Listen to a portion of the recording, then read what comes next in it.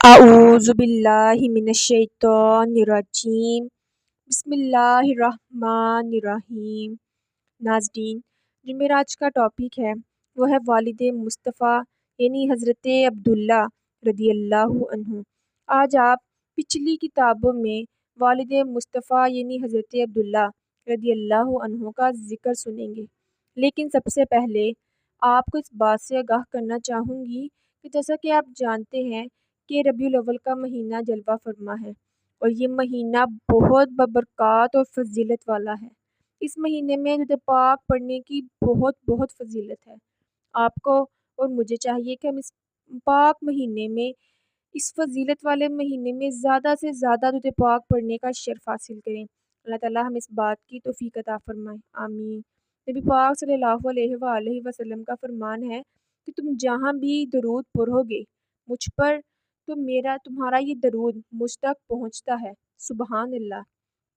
آئیے اب والد مصطفیٰ کے بارے میں سنتے ہیں کہ روایات میں ہے ملک شام کے اہل کتاب یعنی تورات اور انجیل شریف پر ایمان رکھنے کا دعویٰ کرنے والوں کے پاس حضرت یحییٰ علیہ السلام کے خون مبارک سے آلود سفید جبہ تھا۔ ان کی کتابوں میں لکھا تھا کہ جس رات اس جبے سے خون ٹپکے جان لو کہ وہ رات والد مصطفیٰ صلی اللہ علیہ وآلہ وسلم کی ولادت کی رات ہوگی۔ چنانچہ جس رات والد مصطفیٰ صلی اللہ علیہ وآلہ وسلم یعنی حضرت عبداللہ رضی اللہ عنہ کی ولادت ہوئی، اس جبے کے ذریعے ملک شام کے اہل کتاب کو اس کی خبر ہو گئی اور وہ آپ رضی اللہ عنہ کو شہید کرنے کے ارادے سے حرم پاک آئے، مگر اللہ پاک نے آپ رضی اللہ عنہ کو ان کے شر سے محفوظ رکھا اور وہ ناکام اور نامراد واپس لوٹ گئے۔ اس کے بعد جب کوئی مسافر حرم پاک سے ملک شام جاتا، اہل کتاب اس سے حضرت عبداللہ رضی اللہ عنہ کے متعلق پوچھتے، آنے والا بتاتا ان کا نور پوری آبوتاب سے قریش میں جگمگا رہا ہے، سبحان اللہ۔ حضرت آمنہ رضی اللہ عنہ کے والد یعنی پیارے آقا صلی اللہ علیہ وآلہ وسلم کے نانا حضرت وہب رضی اللہ عنہ ایک روز شکار کے لیے جنگل گئے۔ وہاں آپ نے عجیب منظر دیکھا۔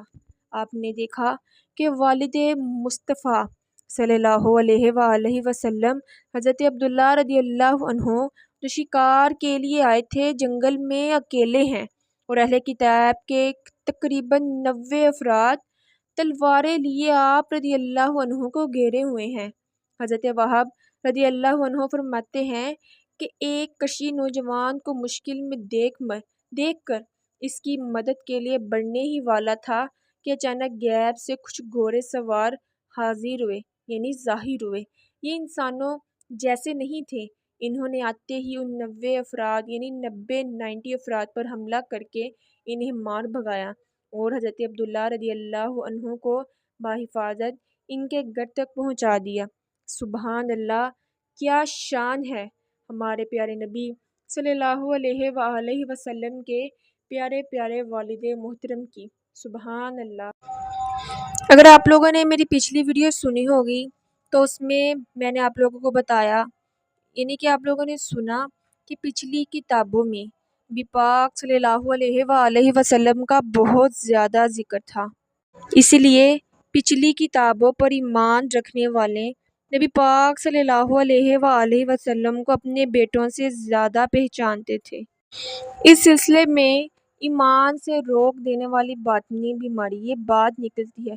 پیارے ناظرین، یہاں ضمنی طور پر ایک بات سمجھ لینی ہے کہ ہو سکتا ہے کہ ذہن میں سوال اٹھے کہ جب پچھلی آسمانی کتابوں میں آخری نبی رسول ہاشمی صلی اللہ علیہ وسلم کا اتنی تفصیل کے ساتھ ذکر خیر موجود تھا تو اہل کتاب نے آپ کو دیکھتے ہی ایمان قبول کیوں نہیں کیا؟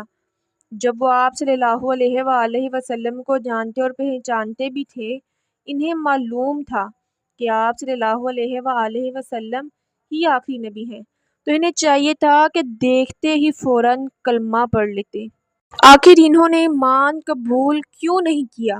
اس کا جواب اللہ پاک نے قرآن کریم میں فرمایا ہے، ارشاد ہوتا ہے، اس حسد کی وجہ سے کہ اللہ اپنے فضل سے اپنے بندے یعنی اپنے جس بندے پر چاہتا ہے وہی نازل فرماتا ہے۔